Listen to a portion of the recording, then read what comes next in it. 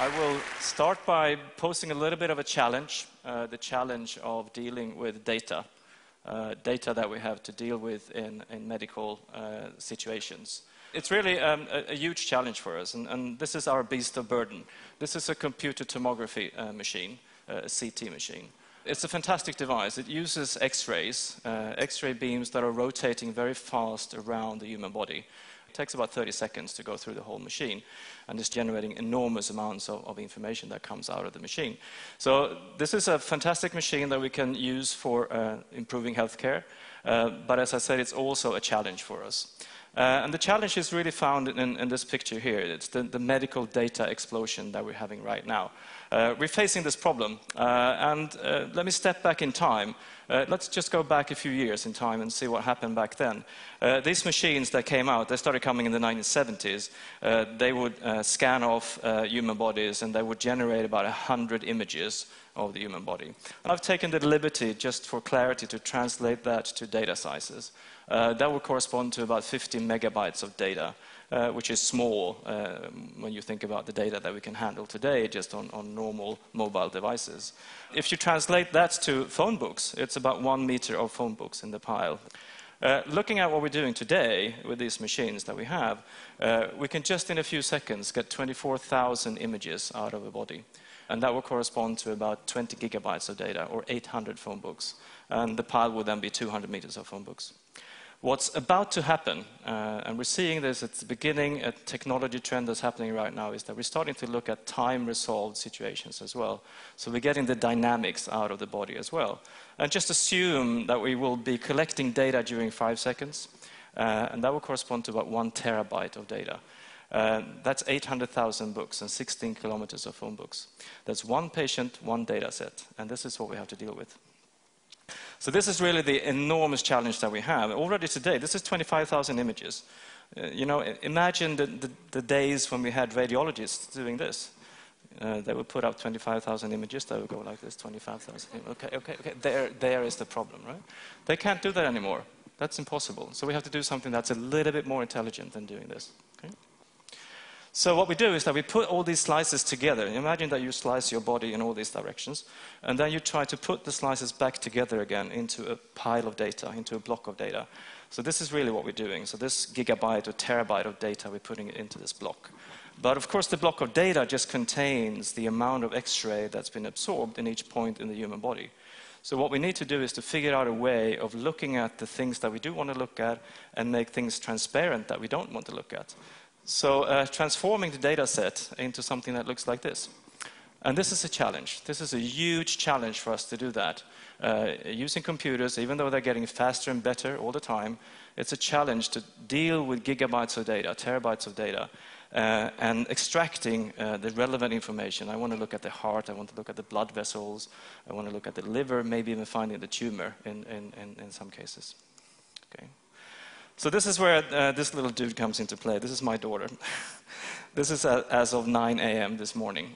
She's playing a computer game. She's only 2 years old, and she's having a blast. So she's really the driving force behind the development of graphics processing units. As long as kids are playing computer games, graphics is getting better and better and better. So please go back home, tell your kids to play more games, because that's what I need. So what's inside of this machine is what enables me to do the things that I'm doing with the medical data. So really what I'm doing is using these fantastic little devices. And, you know, going back maybe 10 years in time, when I got the funding to buy my first graphics computer, it was a huge machine. It was cabinets of processors and storage and everything. I paid about $1 million for that machine. That machine is today about as fast as my iPhone. So every month there are new graphics cards coming out, and here's a few of the latest ones from the vendors, and NVIDIA, ATI, Intel is out there as well. And you know, for a few $100 you can get these things and put them into your computer, and you can do fantastic things with these graphics cards. So this is really what's enabling us to deal with the explosion of data in medicine. Together with some really nifty work in terms of algorithms, compressing data, extracting the relevant information that people are doing research on. So I'm going to show you a few examples of what we can do. This is a data set that was captured using a CT scanner. You can see this is a full data. It's a woman. You can see the hair. You can see the individual structures of the woman. You can see that there is scattering of X-rays on the teeth, the metal in the teeth. That's where those artifacts are coming from.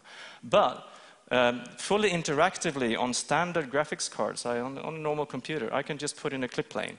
And of course, all the data is inside. So I can start rotating. I can look at it from different angles.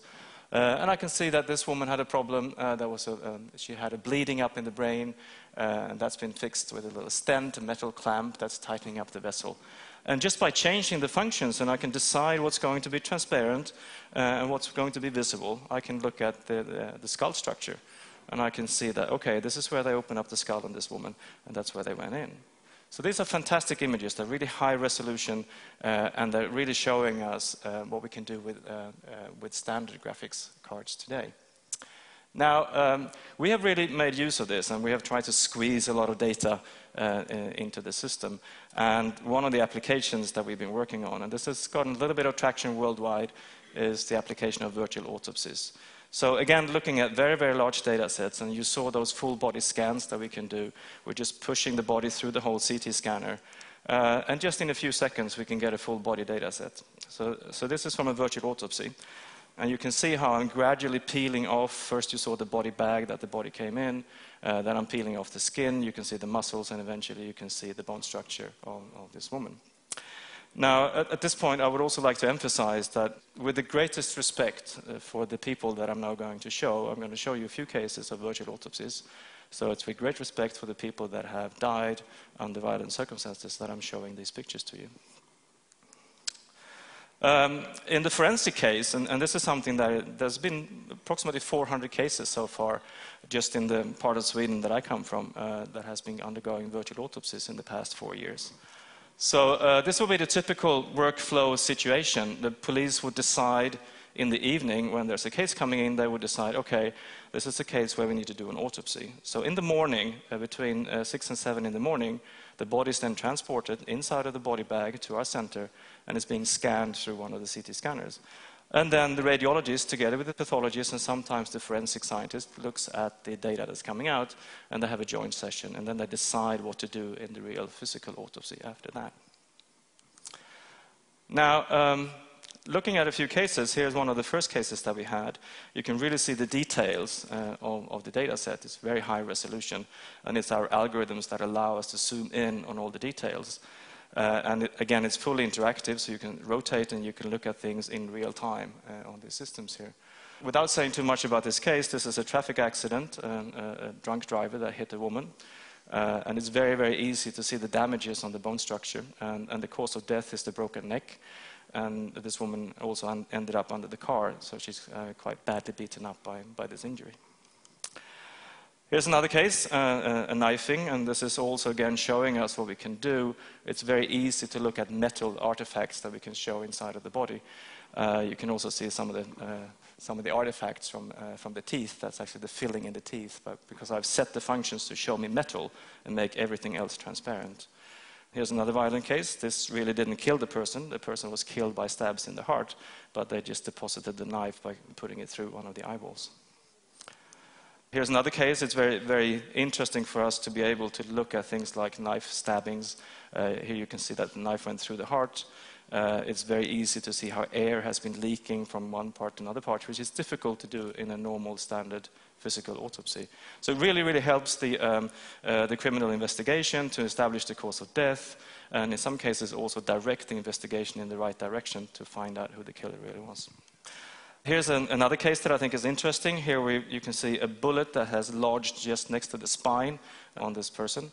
And what we've done is that we've turned the bullet into a light source. So the bullet is actually shining, and it makes it really easy to find these fragments. During a physical autopsy, if you have to dig through the body to find these fragments, that's actually quite hard to do. One of the things that I'm really, really happy to be able to show you here today is our virtual autopsy table. It's a touch device that we have developed based on these algorithms using standard graphics GPUs. It actually looks like this, just to give you a feeling for what it looks like. It's really, it really just works like a huge iPhone. So we've implemented all the gestures that you can do on the table, and you can think of it as an enormous touch interface. So if you were thinking of buying an iPad, forget about it. This is what you want instead. Right. Steve, I hope you're listening to this. All right? All right. Okay. So it's a very nice little device. So if you have the opportunity, please try it out. It's really a hands-on experience.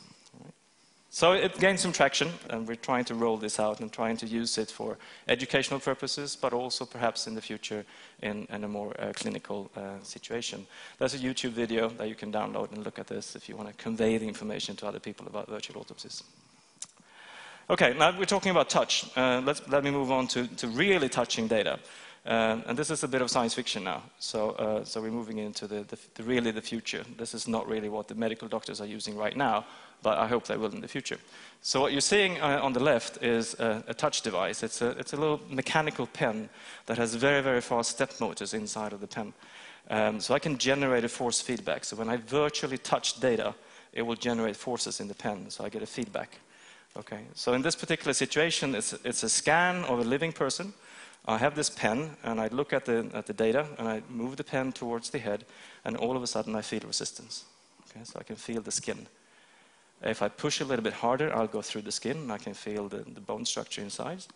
If I push even harder, I'll go through the bone structure, especially close to the ear, where the bone is very soft, and then I can feel the brain inside, and it's a bit slushy, like this. So this is really nice. And to take that even further, this is a heart. And this is also due to these fantastic new scanners that just in 0.3 seconds, I can scan the whole heart. And I can do that with time resolution. So just looking at this heart, I can play back a video here. And this is Carl Johan, one of my graduate students who's been working on this project. And he's sitting there in front of the haptic device, the force feedback system. And he's moving his pen towards the heart, and the heart is now beating in front of him. So you can see how the heart is beating.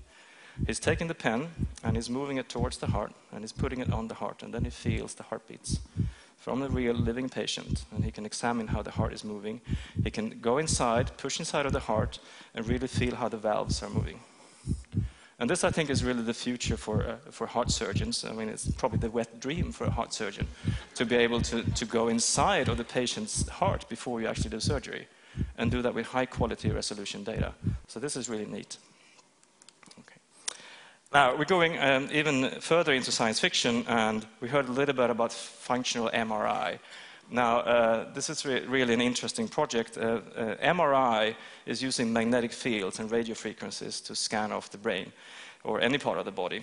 So what we're really getting out of this is information of the structure of the brain, but we can also measure the difference in magnetic properties of blood that's oxygenated and blood that's depleted of oxygen.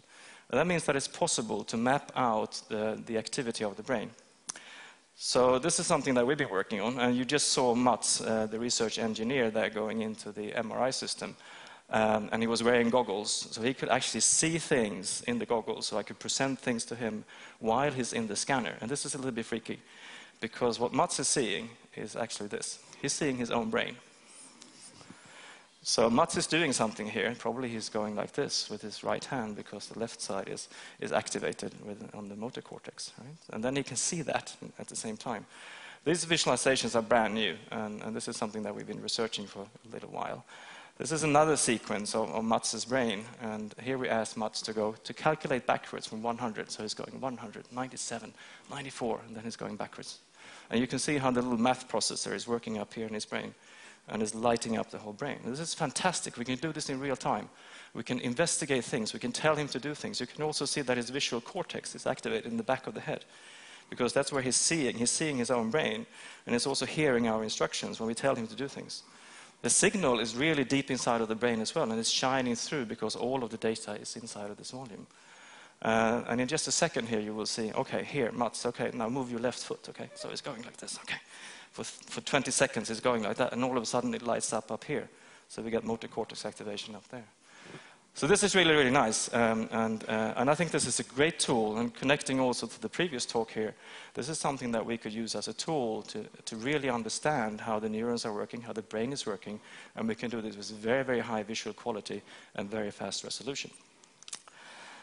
Now, we're also having a bit of fun at the center, so this is a CAT scan. I don't know if you computer-aided tomography. Okay. So this is a lion from the local zoo outside of Norrköping called Morden, Elsa. So she came to the center and they sedated her and then put her straight into the scanner. And of course I get the whole data set from the lion. And I can do very nice images like this. I can peel off the layer of the lion, I can look inside of it. And we've been experimenting with this, and I think this is a great application for the future of this technology, because there's very little known about the animal anatomy. What's known out there for veterinarians is kind of basic information, and we can scan all sorts of things, all sorts of animals. The only problem is to fit it into the machine. Okay, so here's a bear. It was kind of hard to get it in. And the bear is a cuddly, friendly animal, and here it is. Here's the nose of the bear. And you might want to cuddle this one until you change the functions and look at this. So be aware of the bear. All right. So with that, I'd like to thank all the people that have helped me to generate these images. It's a huge effort that goes into doing this, gathering the data, developing the algorithms, writing all the software. So some very talented people. My motto is always, I only hire people that are smarter than I am, and most of these are smarter than I am. So thank you very much.